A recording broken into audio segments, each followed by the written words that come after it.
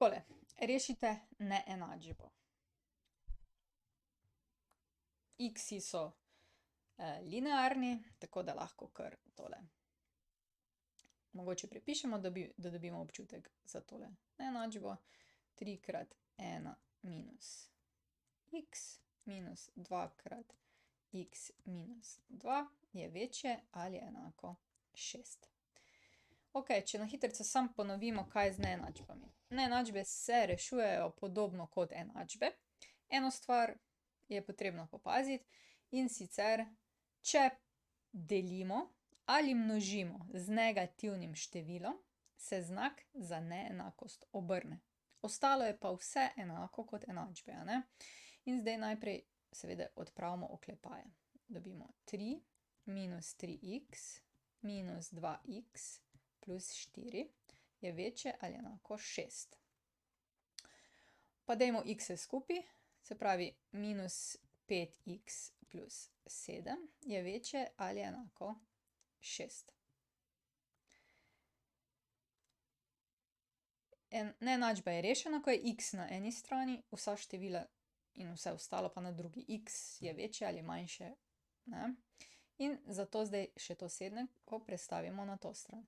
Kaj v resnici naredimo? Če je tu plus 7, moramo na obeh stranih odšteti 7 in dobimo na tej strani potem, ne? Prestavimo. Minus x je manjše ali enako 6 minus 7 in dobimo minus 5x je večje ali enako minus 1. Zdaj pa imamo tukajle krat, ne? Minus 5 krat x. In če hočemo dati minus 5 na drugo stran enačbe, potem moramo ravno z obratno operacijo tole narediti. Se pravi, da moramo deliti z minus 5. To pa pomeni, zdaj pozor, ne? Delimo z negativnim številom na obeh straneh neenačbe in pomeni, da moramo znak obrniti. Se pravi, x je manjše ali enako zdaj, ne? Vidite, obrnili smo, tukaj je bilo zdaj razširjeno, zdaj bo pa na drugi strani.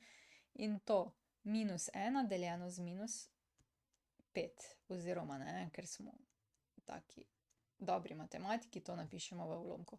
Minus in minus se pokrajša in dobimo, da je x manjše ali enako 1/5. Tako, ne? Zdaj pa preverimo še rešitve. Takle, tretja naloga. Se pravi, če smo izračunali en oklepaj, to smo dobili tole. In potem rešitev x je res manjši od 1/5. Super smo bili. Zaenkrat mislim, da bi imeli lahko še komot vse točke, tako da dobro nam gre. To je konec. Če rabiš več, na ninarazlaga.si, prosim, naroči se na moj YouTube kanal, tule. In pa, če bi rad kaj prispeval za ta projekt, spodaj je vpis, sprejmemo, ni da ni.